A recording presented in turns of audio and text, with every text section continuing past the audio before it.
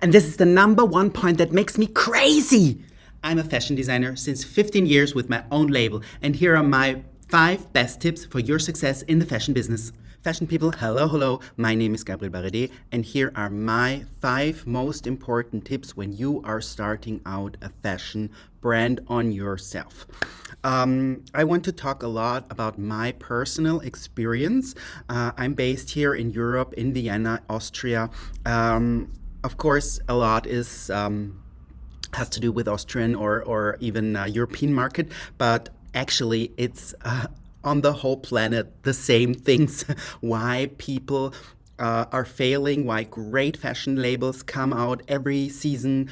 And I have seen so many people coming and going in this industry, and it's always 2 main reasons why they are not succeeding. One is they don't make enough revenue. If you don't sell enough, then you're out of the game. Then you cannot, if you don't have a big finance whatsoever in the background, you don't have enough money. And the second one is the costs are too high. This is it. This is everything really why I think 99% of all the labels are not successful, and why they fail and why they quit and why they get depressed and everything like that. So this is the main 2 reasons. In this video, it will be a little series. So I want to break down 5 very important tips for you to succeed. And I will start with the not enough making money thing. So number 1, when you are a fashion designer and you have your own brand, you are a business owner. You have a business to run. You cannot be only creative and be doing whatsoever. And this is my number 1 thing, which I had to learn also the hard way. Most of the fashion labels, they don't market themselves enough on the market. Or they market it to the wrong audience. What do I mean by that? It's very important that your collection is available out there. A lot of people think they put something online and it will sell. It's not going to work for most of the people. For example, what I did in the beginning, I didn't have the finance to have a big shop like I have now.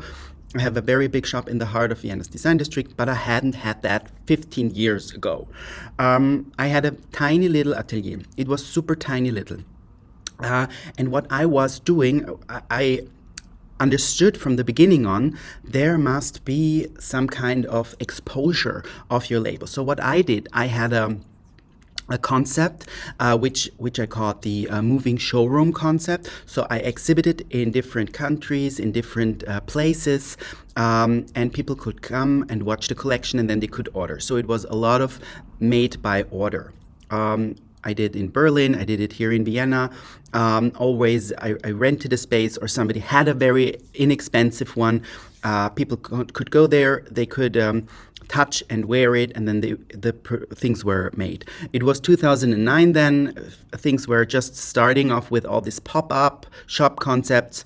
So make sure that you have some exposure where people can really come, feel, touch, and try on your garments. Of course, it is the best when they are trying it on and can take it right away home, but it can also be made for them.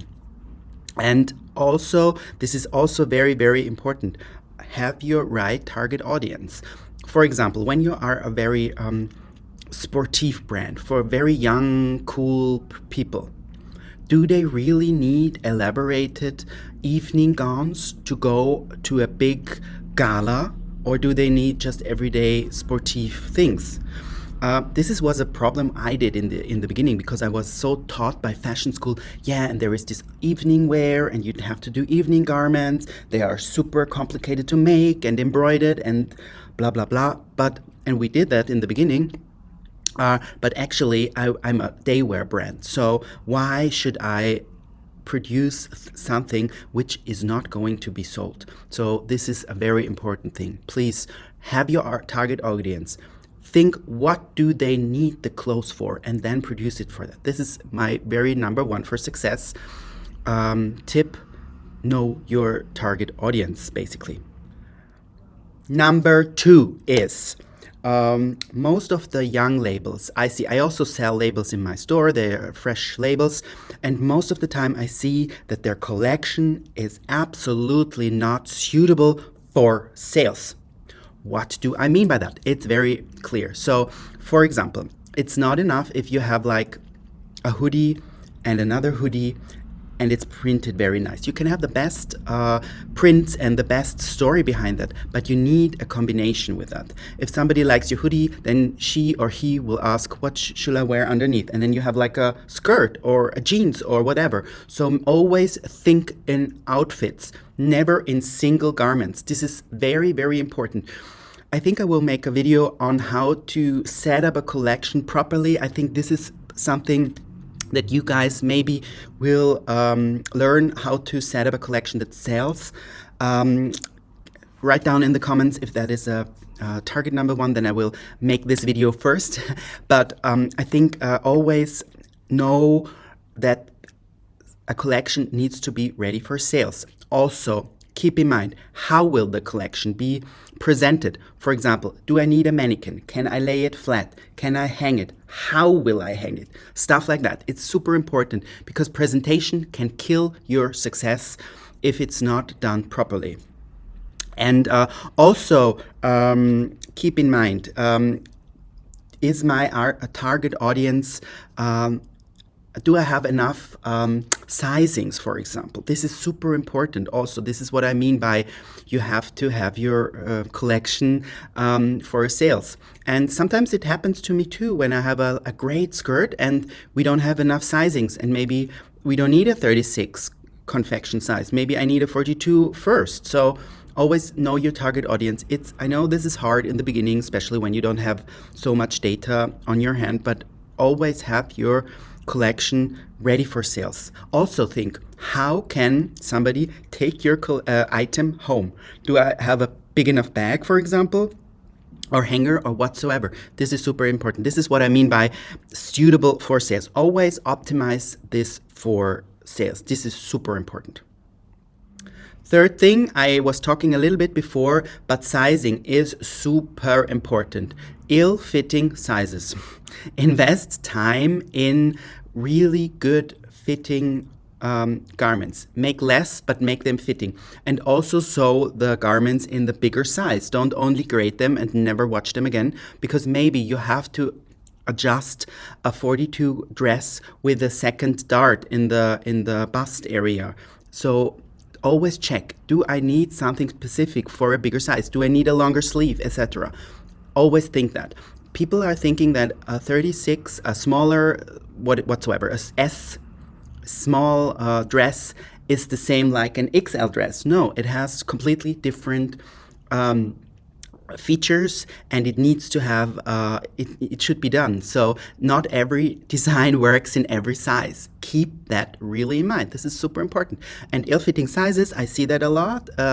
Maybe they work in very small, perfect, and in big not. Then maybe your target audience does not need a bigger size. So always have the sizing super correct. This is very, very, very important.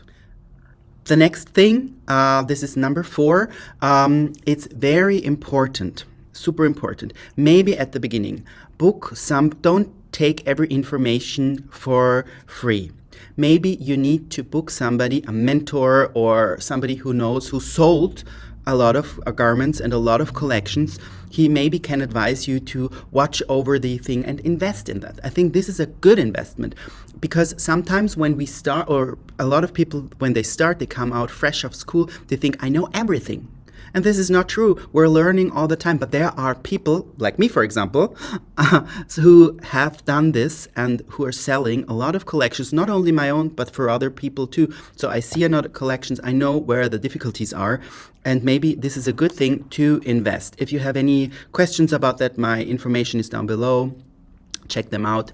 It's a good thing to invest in somebody who can mentor you a little bit, especially in the first 2-3 collection. It's very, very important, because then you will have like a better push and listen to somebody who gives good advices. So this would be my number 4 tip.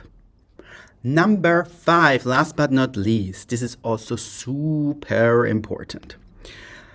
Many designers start with a huge collection. We had that in the beginning. The collection was too small and not in outfits. This is the opposite side, so too many pieces. And when I watch the collections of young designers, I see a skirt and another skirt and another skirt, and I think, where is the difference? There is no difference in length, there is no difference in material, and they're probably the same. Why do I have to give out money and development money for 3 skirts that are basically the same? So don't do a huge collection. Do a small, very good, in outfits always, that are tested. So always test your fabrics, for example. Is it washable? Have you washed your garments before that you were producing? How are they coming out of the tumbler? Can they be washed in a washing machine? And this makes me so crazy, always. Because, when people are not investing time in how things can get washed and take care and stuff like that, it is not enough just to produce it. So this is a very, very, very important thing to many pieces that are not tested. This is a very thing that makes me crazy and blow my mind. But this is the number one thing that makes me really crazy. But in the end of the day, there are also a lot of pieces that are very important when you have a successful sellable collection. But that's where my 5 most important tips. Comment down below. If I can help you with anything, I'm very happy to help you. And please do not hesitate to subscribe to the channel, ask questions, and I'm there for you. Thanks a lot. Bye bye.